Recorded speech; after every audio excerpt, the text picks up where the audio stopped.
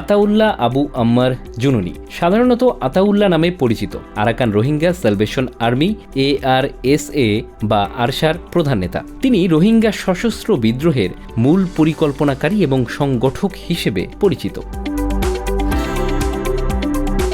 Rapid action battalion RAB দাবি করেছেন 16 March ভোরে বন্দরনগরী নারায়ণগঞ্জের সিদ্ধিরগঞ্জ থেকে সহযোগী সহ তাকে গ্রেপ্তার করা হয়েছে। তার বিরুদ্ধে সন্ত্রাসবাদ, অবৈধ অনুপ্রবেশ এবং ষড়যন্ত্রের অভিযোগ আনা হয়েছে। তিনি আলোচিত রোহিঙ্গা নেতা মুহিবুল্লাহ হত্যার নির্দেশদাতা হিসেবে অভিযুক্ত ছিলেন।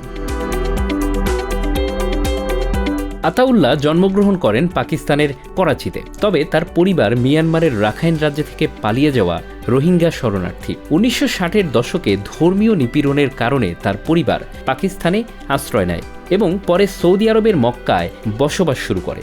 সেখানে তিনি ইসলামী শিক্ষা গ্রহণ করেন এবং রোহিঙ্গা সম্প্রদায়ের ইমাম হিসেবে কাজ করেন। 2012 সালে মিয়ানমারের রাখাইন রাজ্যে মুসলিম রোহিঙ্গাদের বিরুদ্ধে সহিংসতা শুরু হলে আতাউল্লাহ সৌদি আরব ত্যাগ করেন এবং রোহিঙ্গা প্রতিরোধ গঠনের সিদ্ধান্ত নেন। 2016 সালে ইন্টারন্যাশনাল ক্রাইসিস গ্রুপ ICG জানায় আতাউল্লাহ পাকিস্তানের তালেবানের অধীনে গেরিলা যুদ্ধের প্রশিক্ষণ নিয়েছেন এবং লিবিয়াতেও অতিরিক্ত সামরিক প্রশিক্ষণ নিতে পারেন।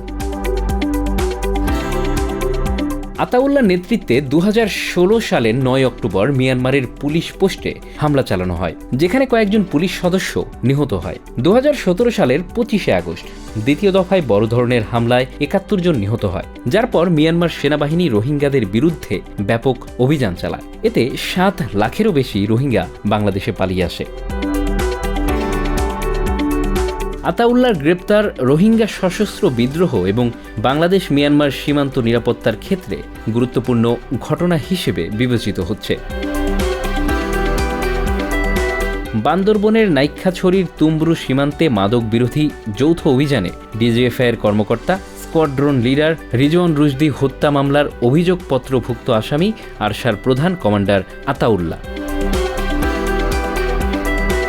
তাদের কাছ থেকে নগদ 21,39,100 টাকা, একটি চাকু, ধারালো স্টিলের মোটা চেইন ও 4টি হাতঘড়ি জব্দ করা হয়। এ ঘটনায় মঙ্গলবার দুপুরে র্যাবের পক্ষ থেকে সন্ত্রাস বিরোধী আইন ও অবৈধ অনুপ্রবেশ আইনে পৃথক 2টি মামলা করা হয়।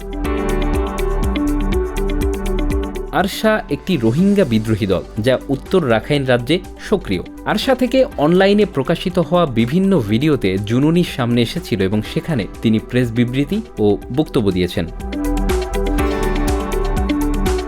মায়ানমার সরকারের একটি প্রেস বিজ্ঞপ্তিতে দাবি করা হয় আতাউল্লাহ পাকিস্তানে তালিবানের অধীনে 6 মাস ধরে আধুনিক গেরিলা রণকৌশলের প্রশিক্ষণ নিয়েছে।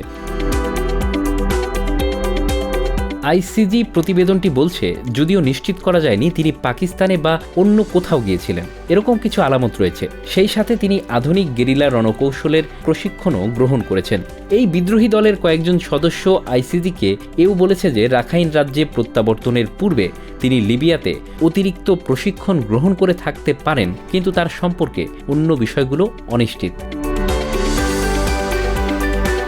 2016 সালের 9 অক্টোবরে আতাউল্লাহ শত শত বিদ্রোহীকে বাংলাদেশ মায়ানমার সীমান্তে নিয়ে আসেন, যেখানে তারা বর্মি সীমান্তের পুলিশ পোস্টে হামলা করেন। 1 সপ্তাহ পরে আতাউল্লাহকে অনলাইনে একটি ভিডিওতে দেখা যায়, সেখানে তিনি এই হামলার দায় স্বীকার করেন। Bangla affairs news desk.